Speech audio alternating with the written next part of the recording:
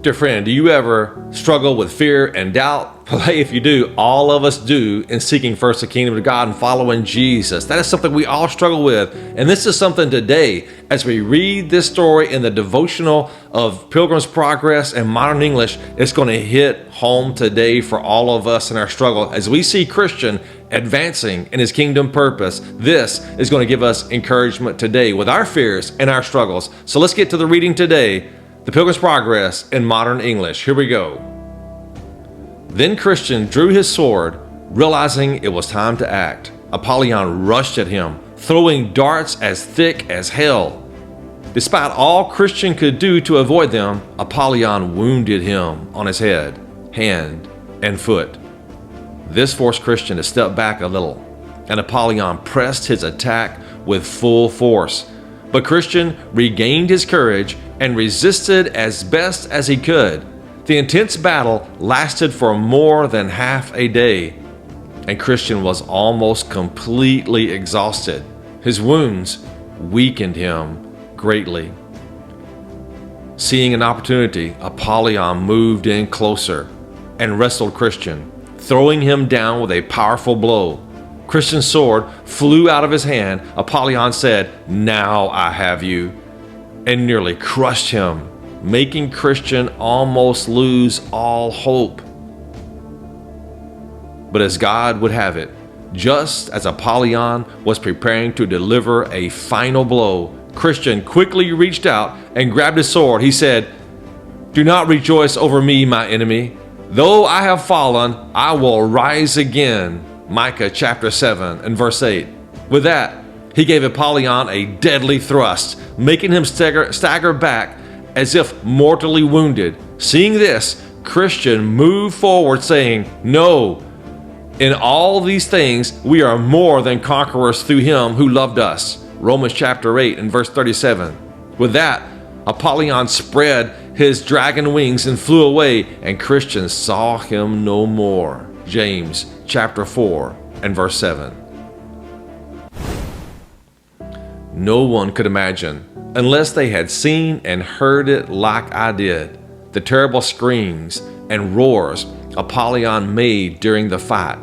He sounded like a dragon. On the other side, you could hear Christian's deep sighs and groans. I never saw him look even slightly happy until he wounded Apollyon with his sword. Then, indeed, he smiled and looked up to heaven, but overall, it was a most dreadful sight I had ever seen. When the battle was over, Christian said, "I will give thanks to him who has delivered me from the mouth of the lion and helped me against Apollyon." And so he did, saying, "Great Beelzebub, the captain of this friend, planned my ruin and my end. Sent him out fully armed, raging from hell, to fiercely fight me here as well. But blessed Michael helped me fight, and my sword he took flight. So to him let him give lasting praise, and let his holy name always be blessed." Then a hand appeared with some leaves from a tree of life, which Christian took and applied to his wounds. Immediately he was healed. He also sat down in that place to eat bread and to drink from the bottle that had been given to him earlier. Refreshed, he got ready to continue his journey with his sword drawn, saying, "I don't know if any other enemies might be nearby." But he encountered no more trouble from Apollyon through the rest of that valley. At the end of this valley was another one, called the Valley of the Shadow of Death. And Christian had to go through it because the path to the celestial city lay right through it. This valley was a very lonely place.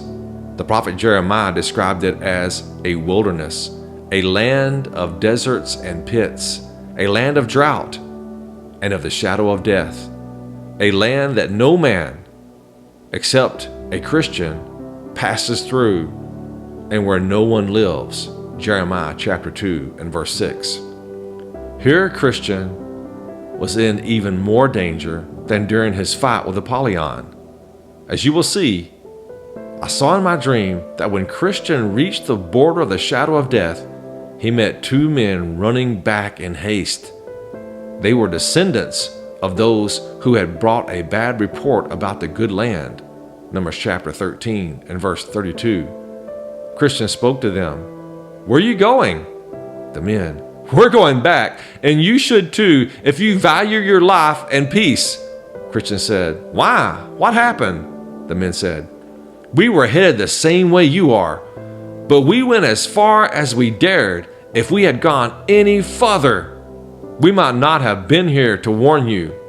And Christian said, "But what did you encounter?" The men, "We were almost in the valley of the shadow of death, but luckily, we looked ahead and we saw the danger before it was too late." Christian said, "What exactly did you see?" The men said, "The valley itself is pitch dark. We saw goblins. We saw demons. We saw dragons from the pit. We heard continual howling and screams from people in deep misery, chained up in iron clads. The whole valley was covered with confusing clouds. Death was hanging over everything. And in short, it is a totally terrifying place that is full of chaos." Christian said, "I understand, but despite what you have said, this is still my path, and I've got to be walking down it." These men said, "It might be your way, but we will not choose it for ourselves."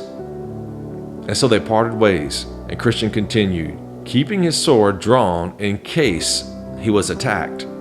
I saw in my dream that along this valley, on the right side, there was a very deep ditch, the same one where the blind have led the blind throughout all the ages, and both have perished there miserably.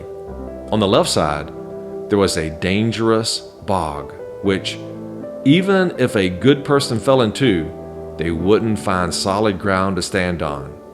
King David once fell into this bog and would have drowned if not for the one who is able to pull him out. Psalms 69 and verse 14.